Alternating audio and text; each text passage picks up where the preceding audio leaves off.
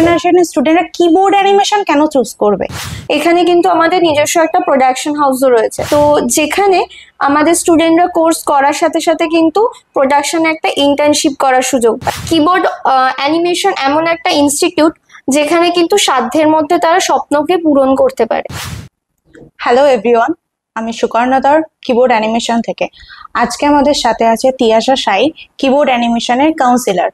আজকে আমরা পডকাস্টিং এর যে টপিকটা তুলে ধরছি সেটা হচ্ছে কিবোর্ড অ্যানিমেশন অ্যাকচুয়ালি কি, মানে কিবোর্ড অ্যানিমেশন এখন পর্যন্ত যারা জানে না তাদের জানানোর জন্য আমরা এই পডকাস্টিং ভিডিওটা করছি। তো হ্যালো তিয়াশা। হ্যালো সুকর্ণা।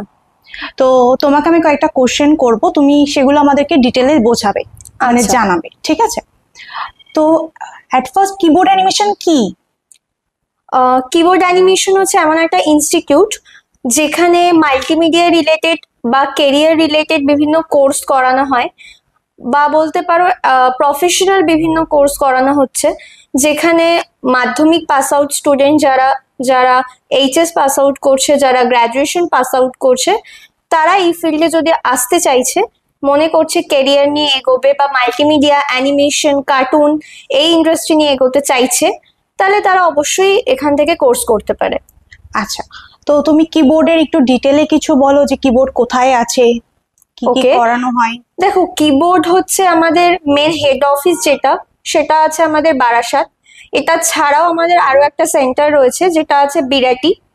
এবং শুধু যে সেন্টারই রয়েছে তা নয় সুকর্ণা, এখানে কিন্তু আমাদের নিজস্ব একটা প্রোডাকশন হাউসও রয়েছে।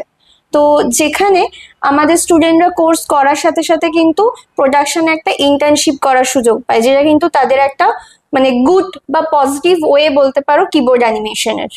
আচ্ছা আচ্ছা, তুমি বললে মাল্টিমিডিয়া, তো মাল্টিমিডিয়া অ্যাকচুয়ালি কি? মানে ধরো এটা অনেকেই জানে না, তো মাল্টিমিডিয়া আমরা কেন শিখবো, কেন জানবো? অনেকের কাছে জানে না। একদমই ঠিক বলেছো তুমি। অ্যাকচুয়ালি মাল্টি কথার অর্থ হচ্ছে অনেক, ওকে, এবং মিডিয়া যেটাকে বলা হয় যোগাযোগের মাধ্যম। তো মাল্টিমিডিয়াকে যদি তুমি একসাথে বলো, যেটাকে বলা হয় মাল্টি প্লাস মিডিয়া। মানে এখনকার দিনে তুমি দেখো, আগেকার দিনে কি হতো, কোনো জায়গায় ধরো আমাদের মা বাবাদের সময় কারোর সাথে কমিউনিকেশন করতে হলো, তো তাদেরকে অনেকটা চিঠির মাধ্যমে বা আগেকার দিনে যে ফোনগুলো ইউজ করা হতো আর এখনকার দিনের ফোনের মধ্যে কিন্তু অনেকটা পার্থক্য থাকে। ধরো তোমাকে একটা উদাহরণ দিচ্ছি, আজকে ধরো তুমি একটা তোমার সিভি রেডি করছো, সেখানে তোমাকে তোমার নিজের ডিটেলস দিতে হচ্ছে, বা সেখানে তুমি ডিওবি বা ডেট অফ বার্থ, তো সেটা দেওয়ার জায়গায় পুরো কথাটা ওয়ার্ডটা লেখার জায়গায় তুমি যদি সেখানে একটা কেকের সিম্বল দিয়ে দাও, একটা ক্যান্ডেল রয়েছে, সেখানে কিন্তু লোক বুঝতে পারছে যে সেটা হচ্ছে আমার ডেট অফ বার্থ। বা ধরো তোমার ফোন নাম্বার, নিচে তুমি নাম্বার দিচ্ছ, ফোন নাম্বার ওয়ার্ডটা ইউজ না করে তুমি যদি ফোন এই সিম্বলটা দিয়ে দাও বা এই ইমোজিটা দিয়ে দিলে, তারা কিন্তু বুঝতে পারছে তোমার উল্টো দিকের মানুষ যে এটা আমি ফোন নাম্বারকে ইন্ডিকেট করছি। তো শুধু যে এই সিম্বল সেটা নয়, মাল্টিমিডিয়া দিয়ে কিন্তু অনেক কিছু বা অনেক টেকনিক্যাল কিছু বানানো যায়। যে তখন ধরো আর্কিটেক্ট হতে চাইছে, তো সেখানে কিন্তু এই যে বিল্ডিং এর ডিজাইন গুলো হচ্ছে, বা আমরা সবাই এখন ইন্টেরিয়ার ডিজাইন করাই ফ্ল্যাটে বাড়িতে, ইন্টেরিয়ার ডিজাইন গুলো আমরা কম্পিউটারাইজড কেন করি না, সেগুলো কিন্তু কম্পিউটারাইজড ভাবেও করতে পারো।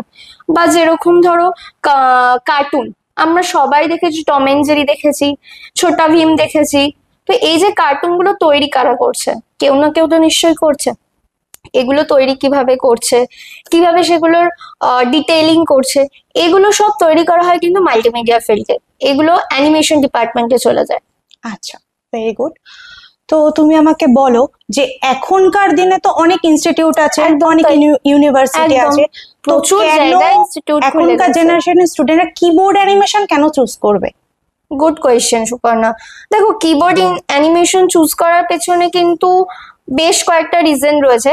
এটা ঠিক যে অনেক ইনস্টিটিউট, অনেক ইউনিভার্সিটি আছে, তো সেক্ষেত্রে আমার মনে হয় কিবোর্ড অ্যানিমেশন চুজ করার সব থেকে বড় বা পজিটিভ পয়েন্ট হচ্ছে ইন্টার্নশিপ।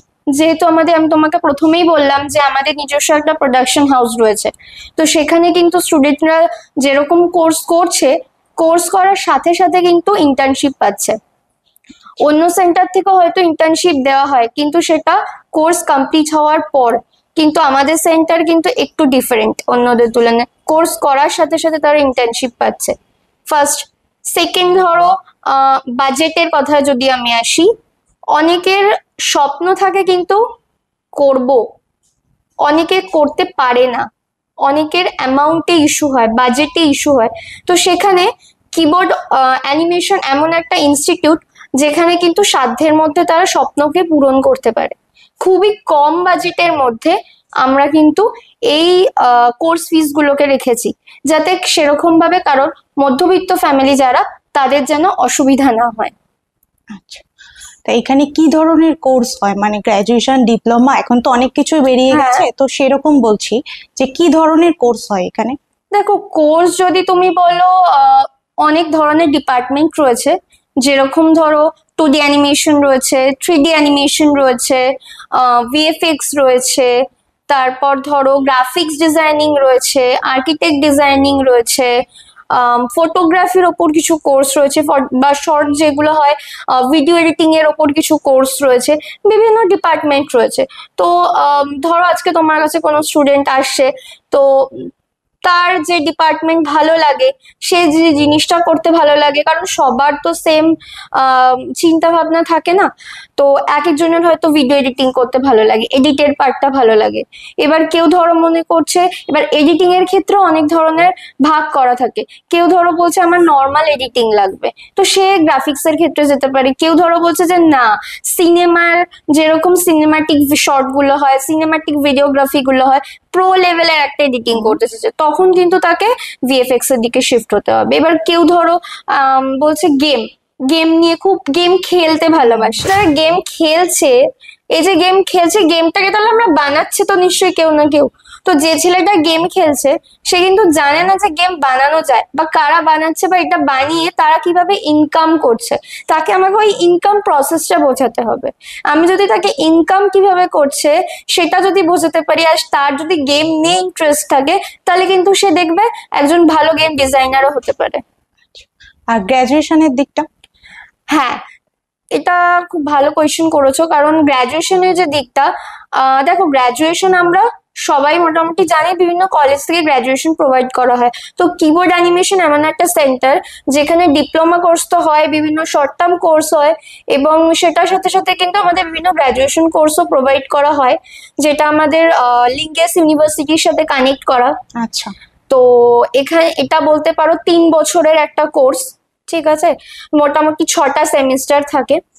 তো এই গ্রাজুয়েশন ডিগ্রিটা করলে তারা কিন্তু এই যে মাল্টিমিডিয়া ইন্ডাস্ট্রি, মাল্টিমিডিয়া ফিল্ডের ওপর কিন্তু তারা একটা গ্রাজুয়েশন ডিগ্রি পাবে।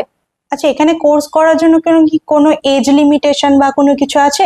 না, কোনো এজ লিমিটেশন নেই। মোটামুটি মাধ্যমিকের পর থেকে যদি কেউ জয়েন করতে চায়, তাহলে অবভিয়াসলি অলওয়েজ ওয়েলকাম। আচ্ছা, তো লাস্ট একটা কথা বলবো যে এখনকার জেনারেশনের জন্য তুমি কি মেসেজ দিচ্ছ যে কেন কিবোর্ডে জয়েন করবে? ওকে, দেখো এখনকার জেনারেশনের আমার যেটুকুন অভিজ্ঞতা, সেটা থেকে আমি বলবো এখনকার জেনারেশনে সবাই বেসিক্যালি এআই বেরিয়ে যাওয়ার পর ফোন, ইন্টারনেট, এআই দিয়ে এখন তুমি জানো যে ভয়েস জেনারেট করা যায়, ইনফ্যাক্ট এআই দিয়ে অনেক কিছু করা যায়। তো সেক্ষেত্রে এইগুলোর প্রতি যেহেতু কানেক্টেড, এবং তুমি জানো যে যে কোনো বিজনেসের ক্ষেত্রে বলো বা অফিসিয়াল যে কোনো কাজে বলো, আজকে আমরা কেউ ধরো কর্পোরেট অফিসে জব করছে, তাকে সেখানেও একটা প্রেজেন্টেশন বানাতে হচ্ছে। তো প্রেজেন্টেশন বানাতে গেলেও কিন্তু সেখানে বিভিন্ন ধরনের সফটওয়্যার জানতে হয়। হ্যাঁ, আমরা হয়তো নর্মাল এডিট করে দিতেই পারি, কিন্তু ওই একটা গুড ইমপ্রেশন, সেটার জন্য যদি আমাকে জানতে হয়, তো আমি মেসেজ এটা দিতে চাইছি যে যেখানে স্টুডেন্টরা যারা মনে করছে যে এই মাল্টিমিডিয়া ফিল্ডে কেরিয়ার করবে, যাদের স্বপ্ন রয়েছে, তো সেটাকে যাতে ড্রিম না রেখে অবশ্যই যাতে আমাদের এই কিবোর্ড ইনস্টিটিউট বা কিবোর্ড অ্যানিমেশন সেটার সাথে যাতে যুক্ত হয়। Thank you Diyasha. Thank you Sukarna.